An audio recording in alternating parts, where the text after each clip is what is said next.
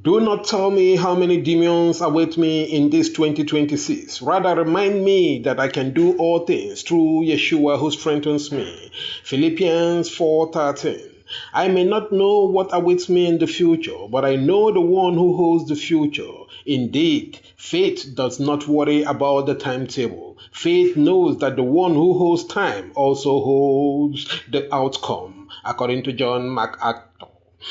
In the person of Yeshua, we have found the fountain of grace. In him, we have enough grace for any race. The grace that took care of us in 2025 will be available in 2026. Indeed, to all who received him, who believed in his name, he gave power to become children of God. John 1:12.